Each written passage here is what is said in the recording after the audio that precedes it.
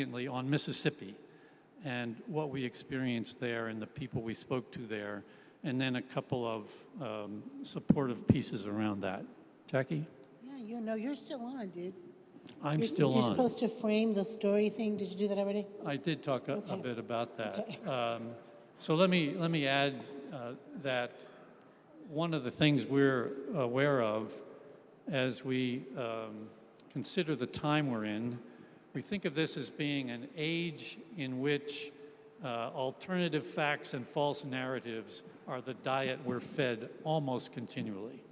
So it's a circumstance where you have to be very intentional to seek out the narrative that is more truthful than the ones we're getting as daily doses in the media.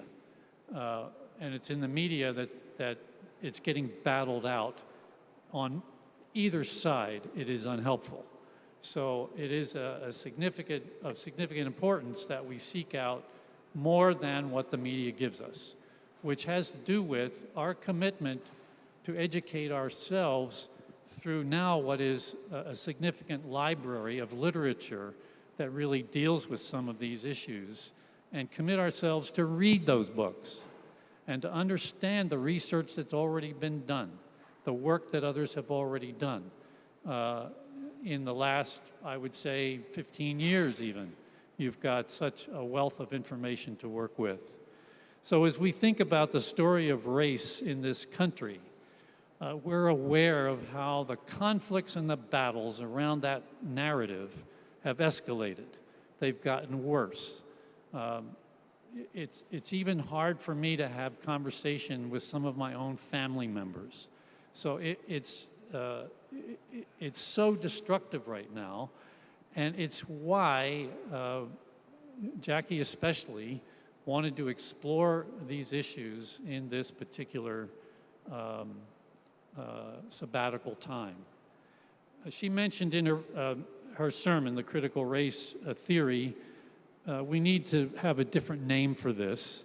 It should be either critical race knowledge or critical race understanding, because critical race theory has now been picked up by the conservative right and demonized. They don't even tell you what it is. They just know it's not good for you. And they are now attacking people in the education system, teachers, school administrators, for allowing race to be taught at all in the school system. So boards of education now, as you know, have become the battleground around some of this stuff. So very important then, for our purposes, is to understand that critical race theory, I think Jackie and I both go back to Derek Bell, who fashioned this and developed the concept, and basically it is testing the notion that our social, our cultural, our legal, and our economic structures can all be viewed through the lens of race. It is race that permeates all of this. And as Derek Bell was really exploring, is how race has shaped our legal system. He was a lawyer, teaching at Harvard, teaching law students. That was the frame. But now this has been picked up as a kind of code word in the conservative right world as a way to eradicate or pull out of the educational system what we so desperately need kids to know. Don't imagine that the conservative right is not teaching and bringing up the next generation of folks who think the same way they do now. That generation is already poised and already taught these destructive framings of what the story of race has been in this country. So let me see if there's anything else I want to say introductory here.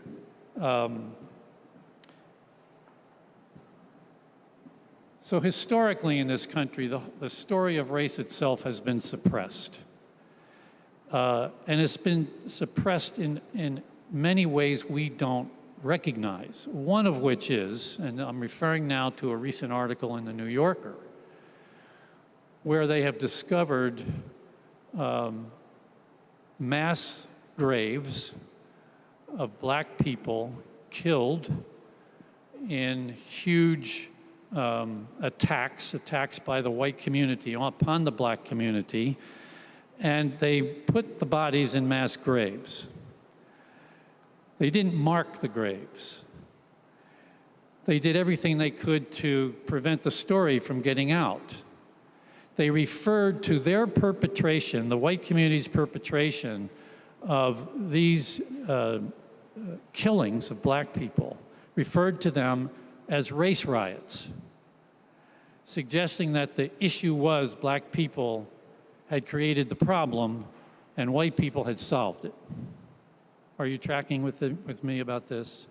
It is demonic, the way that has been put together in people's minds and in the popular culture. So historically, these mass graves, in many cases, in many communities, have been paved over as parking lots or roadways. So they're already gone for many practical purposes. A couple of places we visited, they're in the process of trying to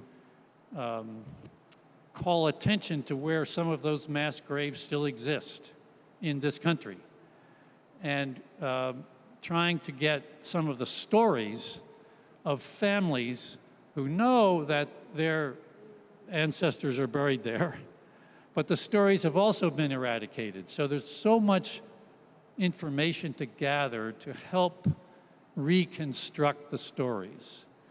A whole generation of black people in certain towns and communities is gone not by accident, but with intentionality. Okay, so let me suggest then that part of our effort in this sabbatical journey was to understand deeply the dynamics that have kept some of the stories from getting told. We talked to a lot of people.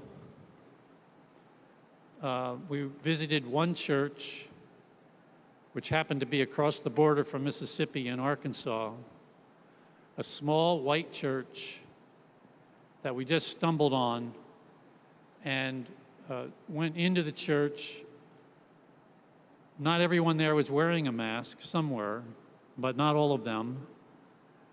And one of the women came up to us after worship and asked what we were doing there, and we told her we were on this research project.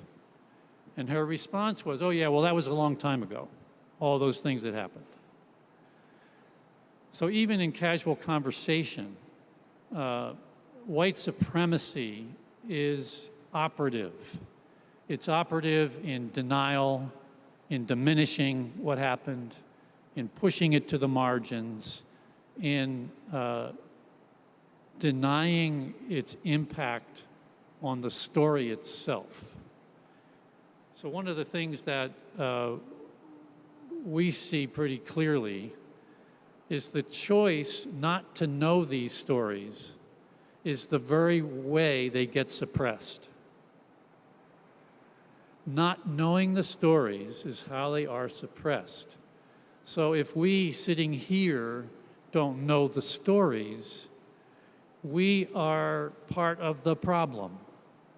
Because by not knowing the stories, not knowing how to tell and communicate what has happened in the history of this country, we're knowingly and unknowingly participating in the suppression of those stories.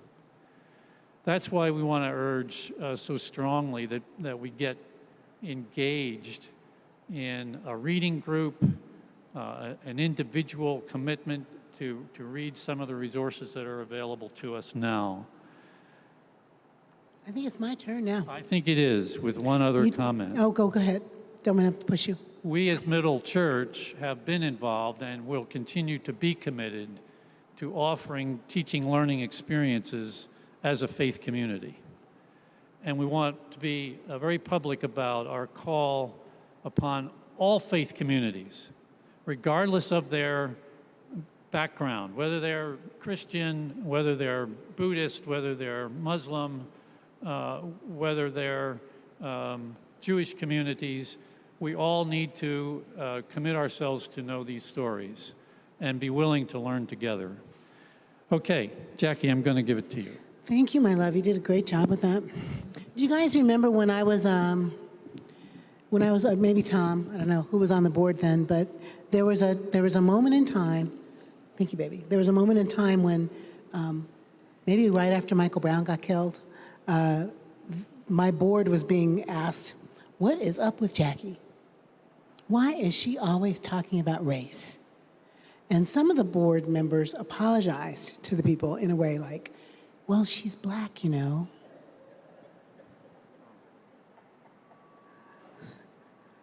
Yes, this happened. well, she's black, you know. Yes, she's black, you know, and the world is on fire with racism.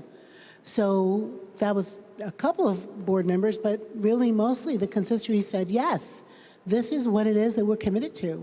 We're not just going to be a multiracial church giving each other air kisses on Sunday mornings. We're committed to being anti-racist.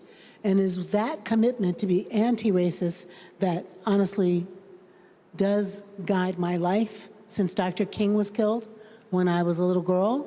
And I thought to myself, I think I'm supposed to pick up his mantle, which was a weird thought for an 8-year-old, but that's what I thought. So here we are. This is John and I started dating around race. You know, woe to you who have a white partner in anti-racist work. You might marry them. And then, you know, there we go. That's why people don't like us to mix it up, because, you know, you might get married across race, right, Perrin? Right, George? Okay. Let me come back to this. So this is the second year that I wrote a grant proposal to the Lilly Endowment to see if I could do a sabbatical on race. Last year I didn't get it, and this year I did. Yay! And I don't know why. Maybe I think because of all of the ways that, the critical mass of just incredibly violent acts against black people. Not that they hadn't been happening over time, but they were not filmed. You did not watch a defiant Derek Chauvin kneel on George Floyd's neck and be looking at the camera like, well, you know?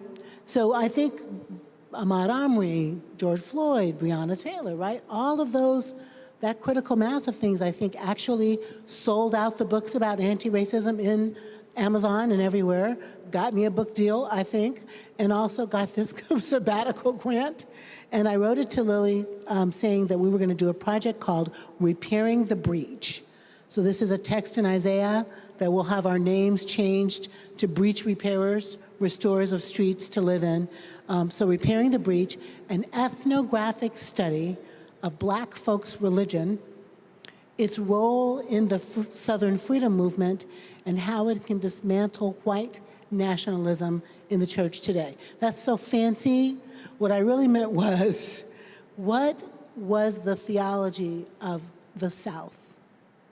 Both the theology of African-American abolitionists, freedom workers, Ruby salespeople, who she calls spiritual geniuses. What were those theologies that sent people like Fannie Lou Hamer, you know, to jail, and then to get beaten and to still keep working against racism, versus what were these other theologies that were like, let's go to church and, you know, have a cookie and some lemonade and then go watch black people be lynched and take our children and put them on our shoulders and take pictures and gather up the toes and fingers of said lynched people and put them in jars in grocery stores so people would understand, right?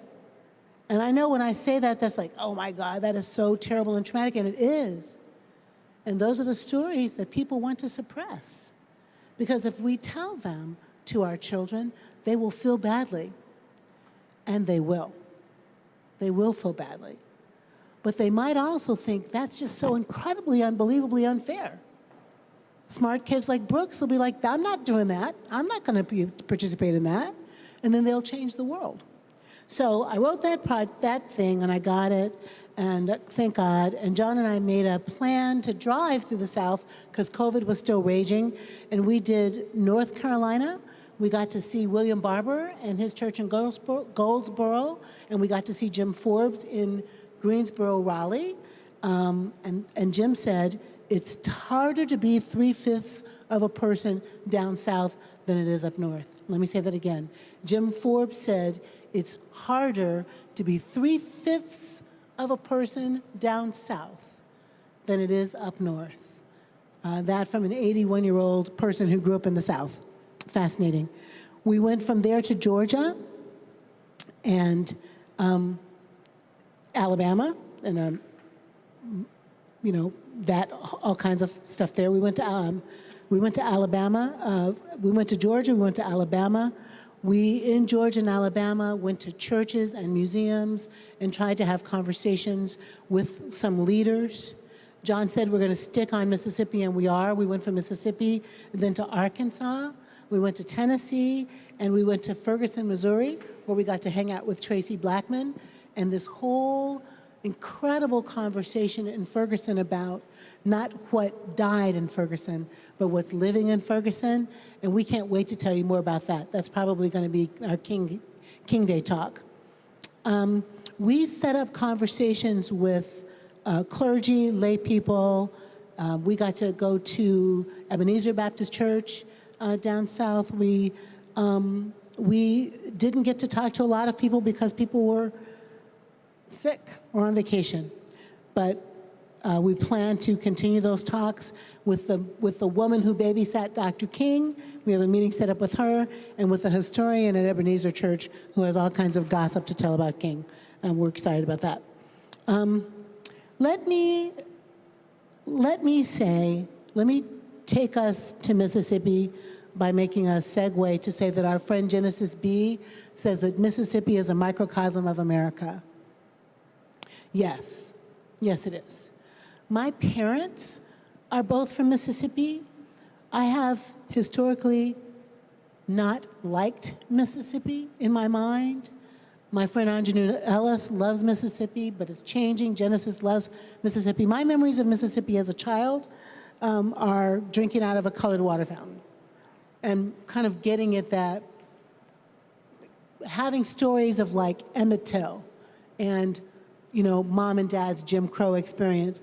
And even though Mississippi smelled good, and even though my grandmothers were there, and even though the smell of magnolias made me feel at home, I just did not like Mississippi. And I still don't like it. Let me just get that said.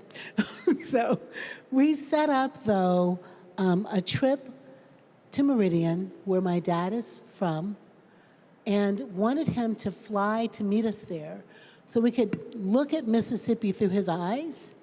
And Daddy was stubborn and wasn't going to get on an airplane, but decided to drive to Mississippi to meet us. So he and his girlfriend, type human, got in a car and drove to Arkansas. Isn't that funny, George? They drove to Arkansas, and then they spent the night with her brother, and then they came to Meridian to spend some days with us. I said to Dad, the one thing that I want to do is to make sure that I find James Chaney's memorial.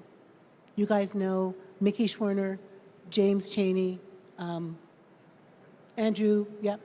All the three boys that were young men that were killed near Philadelphia, going to check on a freedom school that had been bombed. They are arrested on, quote, traffic violations. They're held. They are killed. It looks like the two Jewish boys were shot. It looks like they beat James Chaney to death. And I just want to find out about that. So Dad drives, and the only thing he wants to do is to go to Oak Tibby Church and see his family's grave. So we drive, poor John, Dad, okay, now turn here, once you're already in the intersection. It was scary. But we found Oak Tibby Church. And guess who's buried at Oak Tibby Church? James Chaney is buried at Oak Tibby Church. The way you all went, I could not believe it. One of our elders, Vicki Burns, we always say we're cousins because we think way back we're cousins. Well, no, we are cousins. Her family is buried in my dad's plot. Last name Kelly with an E-Y, not a Y. Like all kinds of people. I say to Dad, Daddy, Vicki Burns? Okay. He goes, oh, I know Vicki. Her great-great, like, what? Her great-great-grandmother and them, and they're buried over here. So I'm taking pictures and sending these to Vicki, but James Chaney is buried there. And that means James Chaney's family went to my dad's church, because that's all the people that are there.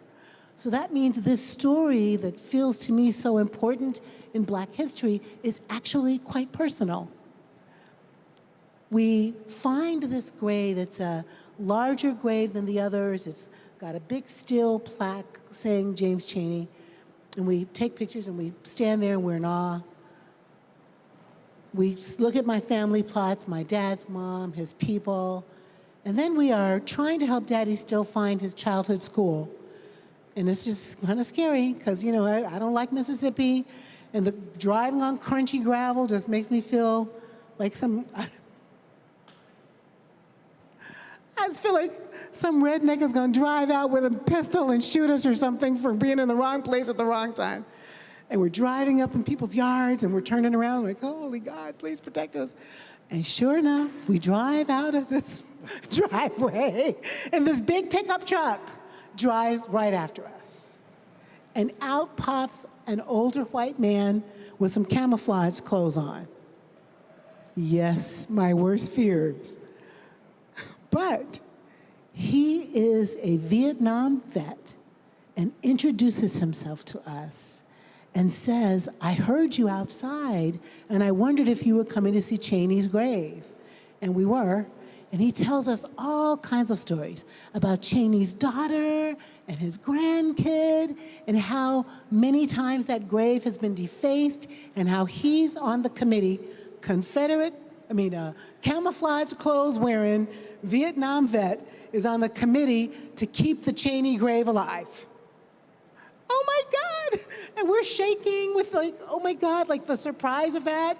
And he tells all the stories about how many times it's gone down and how many times they have to put it back up, and they use their own money to do it. And you're like, oh, the surprise of your life is what you feared is this beautiful man who has so many stories to tell and won't stop talking. And oh my God, my dad and he are talking and talking and talking and talking and talking. Now military stories, now growing up stories, now Meridian stories. And this guy's taking pictures. I think he wants to make out with me. It seems like that's what's part of what's going on. John is like, yeah, it's good, He's like, can I take a picture with you? One more. But he's just really wants to be in the story. I'm being playful, right? But he wants to be in the story. He wants to tell us everything he knows, and he wants to stay in touch, and we have. So my crunchy gravel fear turns into a beautiful man who wants to be our friend and help us understand Chaney. That's Meridian. We go to Ruleville next, and we know Ruleville. We know we can find my mom's family plot. Thank God for technology, because they were like, okay, under the tree, over by the so-and-so, that's where your Uncle Jed, what? Go to the tree now, turn left. No, so we FaceTime my Uncle Luther, my only surviving aunt on my mom's side. Her husband, Uncle Luther, is a historian in our family, and he really walks me right up to the turn left, and I end up at Uncle George's plot. Uncle George, who I know worked with Fannie Lou Hamer to help register people to vote in Ruleville, and we see all of the, Uncle Johnny and my grandmother and all these folks plots by ourselves. But my mother's third cousin, Kay, which is just a cousin in Mississippi, right? Her cousin, Kay, wants to take us around. She's this frail, teeny tiny, sprightly Black lady. And we go through it again with her so we can hear her talk about the things. Now we find out that Fannie Lou Hamer lived on the same block as my mother growing up. That my mother's house is like 5 doors down and on the left from Fannie Lou Hamer's house. And that Fannie Lou Hamer's house has been burned down, probably by her son-in-law is the gossip, and that Fannie Lou Hamer's daughter died in the driveway, and like all the stories, right? But Fannie Lou Hamer comes to her sense of call at my family's church. Like, I don't know that. I hear she sings in the choir, but it's St. James Chapel where SNCC comes to organize and find a good singer named Fannie Lou Hamer and recruit her into the ministry. And she says yes and becomes an organizer and starts that Democratic Party and runs for office because she goes to that St. James Church, where my mother went to church. Where Great Uncle George didn't just go to church, but his name is on the plaque outside the church because he's a deacon in the church, which in that context means trustee, like Tom. Wow, and Kelly, right? And Philistine. So these stories are not history, they're my story. How do I know this? I don't know this, and I don't know how to tell you the way it breaks something wide open in me. Like, no wonder I'm weird, and no wonder I'm always talking about race, or no wonder I feel called to this. Like, it's in my bones, it's in my blood. And then the power of stories, how just knowing. So think about all the people in the Okeechobee Cemetery, and then think about all the people who have connections to St. James Church, like thousands of families who, if they knew that Fannie Lou Hamer comes from their space, might claim that legacy as their own in their work. Am I making sense? I'm tired, right? So the particularity of a story that isn't just over here, but that's here, I think is the power of the work that we did. Kay experienced me and John doing our interview protocol, where we asked people all kinds of questions about race and all this. And I said to her, Kay, if I just ask you what's wrong with white people, what would you say? And she, Southern black lady, covers her mouth, laughs sadly, and says, girl, don't put me on the spot. Don't make me tell you in front of John. And I say, John knows what's wrong with white people. He could tell you what's wrong with white people, but she laughs and she just refuses to talk about it. Dad, sitting with me and John for dinner, got really squeamish about talking about white people in front of John. John, who he knows. He said something like, it wasn't that bad. So, oh my God, right? So those of us who are therapists or psychologists, if you observe something, you change something. So John and I came to understand the white liberal observation of a talk about race actually quieted our black subjects in terms of what we were asking. I think that's what I'm supposed to do. So we found Uncle George's grave. We found his name on the wall. We found Fannie Lou Hamer's memorial. We found stories about her. And we found out that I have an anti-racist legacy to live up to. And guess what? So do you. So do you. Thank you, Jack. It's wonderful. So I want to stay with the notion of buried stories and talk a little bit more about a couple of these experiences we've had. One of them was while in Mississippi, we found on the map this little dot of this town called Money, Mississippi. Do you guys know Money? Money, Mississippi. Money, Mississippi is the location of the general store where Emmett Till went in and was accused of misbehaving toward the woman proprietor. And we know many years later that that accusation was finally fessed up to as false. by the woman who made the original allegations. So we wanted to at least drive through there, and we had Siri working for us as we drove around in the car. And we followed the directions, and she finally said, "Arrived." And we looked around, and we looked at each other, and we said, "Arrived where? There's nothing here." So we were like at the top of a T intersection. So we thought, well, let's turn down the road and see if we've missed something. So we tried that and found nothing but fields, farmland. And then we finally came back to the intersection, and we continued then across the top of the T, and a little ways in, there was the marker for the grocery store, the general store, and the building was still there, which I was surprised about. So we pulled over. There was no one around. It was almost complete silence, if you can kind of picture that. And there was this empty storefront with large glass windows on either side of the door, and some long ago functioning gas pumps out front. And so we read the marker first, which was out by the road, that this was in fact the store that Emmett Till had gone into.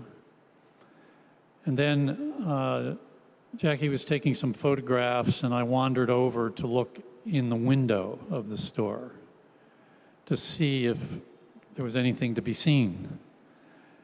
And it was a very eerie experience, because in looking through the window, you could see that there was a counter, there was a display case for goods, there were some tables, a few derelict chairs sitting around. It was not in any order. It was all sort of pushed to the side.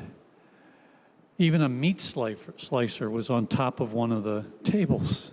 Ironically, I don't know why that was still there. I said to Jackie finally, I turned to her and I said, "I think we should move on."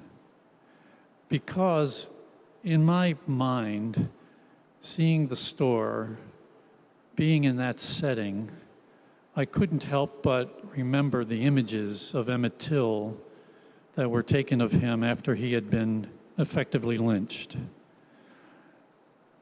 Barely recognizable as a 14-year-old child. And it raises questions for me in many of the places we visited, including the photographs of people who had just left church and went to a lynching as a celebratory activity, recreational activity.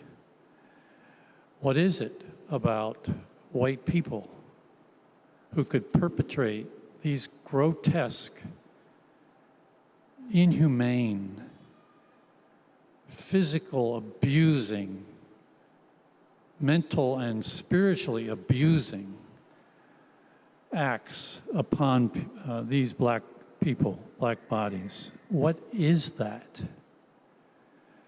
And I have to confess, I have not fully explained that yet to my own satisfaction. I have some of the ingredients in mind of what produces that. One is the stories that have been told to those people about black people over a long period of time, generation to generation, knowing that earlier on there were debates among the elite plantation owners as to whether these people, black people, actually had a soul. When you go back and realize that they were counted as 3/5 of a person originally, meaning they were not fully human in the minds of many, and they were portrayed as not fully human, more akin to the animal kingdom, excluding the human creature. that those stories have so penetrated the psyche of the white culture. And when you hear it enough, you begin to grasp it as, this must be right. Realizing then that there is an enormous capacity for denial among white people who have subscribed to the notion that black people are somehow less than them. And a sense that as long as they had this class of people below them, they would never be perceived as on the bottom. They would always have at least one step above the bottom. Not insignificant socially and economically that one has at least a false and falsely constructed sense of self-esteem, that you're not on the bottom. So as we traveled around and as we stood there in front of this general store, I said to Jackie, there's something about this place that feels like, and feels, I mean, tangibly felt to me, like there were spirits that had not yet rested from what happened there, had not yet rested from the culture of white supremacy, had not yet rested from this overpowering sense of the need to diminish and dehumanize the other. In order for the white world to function and to work, if that makes any sense. It doesn't make sense, but it's real. It's so stunning to me, and it was, I feel a sense of welling up emotion just to talk about that, just being there. One of the things we have to acknowledge is that the museums, the historic markers, race training opportunities, literature now available to read, are so important to keep the effort to eradicate it all from being eradicated. So we went to as many museums as there were along our path. We went to the African American Museum in Jackson, Mississippi, which I have to say, of all the ones we've been to, and we've been to a few, is one of the most powerful and one of the most telling in terms of the narrative of any that we've seen. And am I right about this, that it was the state of Mississippi that funded that? The state of Mississippi did it to honor Medgar Evers. Medgar Evers. So there's a remarkable kind of counterpoint, is that the state of Mississippi actually footed the bill to build this museum. And it pulls the curtain back in some very blunt and shocking ways to tell the story. If you ever get to go to Jackson, Mississippi, and it might even be worth the trip to go out of your way to get there just for that, to go see that. We should take the church, Kelly. That should be our next trip, yeah. I wanted to just read for you the flip side of whatever good news there is in all of this that still haunts this nation, still challenges our sense of justice in this nation, still diminishes black people and black bodies, still insists on white supremacy, still insists on diminishing the aspiration that we all have for a better life, diminishing it among people of color and certainly African Americans. So in this article in The New Yorker, I'll quote from the article, "The National Museum of American History installed a single artifact in the vast hall of the entrance to the museum, a historical marker that until recently stood along the banks of the Tallahatchie River, where Emmett Till's body was found. It is a sign evocative of an old headstone that not long ago had been shot by vandals 317 times, dimpled with BBs, pocked with shotgun blasts, riddled with the bullets of semi-automatic weapons. The sign now stands as a monument not to the past, but to our violent national present." So these markers, perhaps in response to taking down some of the Confederate monuments, these markers are disappearing, going away, getting vandalized. Cheney's gravesite vandalized. I'm not so sure. Emmett Till's marker now has been, the Bryant Store marker has been vandalized since we were there. Has been vandalized since we were there. Yeah.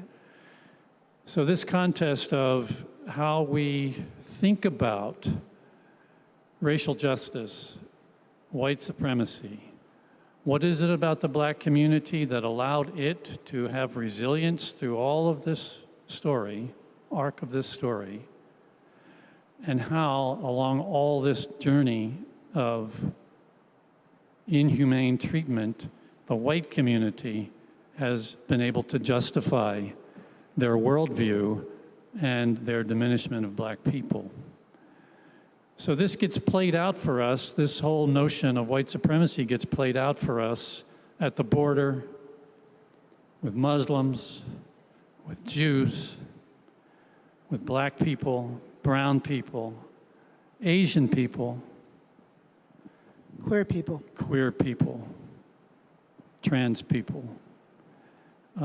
We have a great responsibility, all of us, to do everything we can to tell a true story of the history of this country, because it has been built on such a devastating backdrop.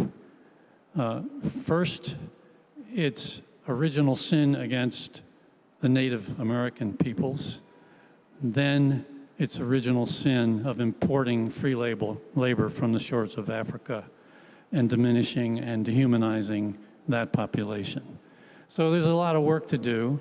It sounds overwhelming. I don't want to depress you, but I want to impress you with the need to get in this game. Know enough to be able to respond to a neighbor, a friend, a family member who is representing to you a false narrative. Have one to respond with that is the real narrative, so that you provide a counterbalance to what is now being perpetrated on us as alternative facts and a false narrative. Thank you, Johnny. Thanks. Let me tell you a couple of things black people said. Let me voice some of the things that we were told. And then I'm going to wrap up because my staff's been here a long day with a really, really short story. My dad and my cousin Kay are a half a generation apart. Dad is 87 almost. She's 65-ish. They had such a consistent narrative about how they survived the South. It was so surprising. My dad, some of you know the story of me being a kindergartner and getting called the N-word, and my dad marches into the base commander's office and demands an apology. We said, Daddy, how did you survive in the South? He said, you kept your head down and your mouth closed. I'm like, my activist dad kept his head down and his mouth closed? the white people in Omaha, Nebraska were more threatening to him than the white people in Mississippi. Hear me tell you that we've all kind of had a sense of a cohabitating narrative that blacks and whites in the South agreed to. Like you kind of have that sense in the back of your mind that they were in each other's houses, that the black servants were, right, and the whites and da-da. And I'm saying my dad and my cousin testified to that in a way that shocked me. Like that's not what I expected to hear. But Daddy said, like, we knew our place. And the way you survived was you stayed in your place. That doesn't even go with my dad's personality, to stay in his place. What? But that's what he said.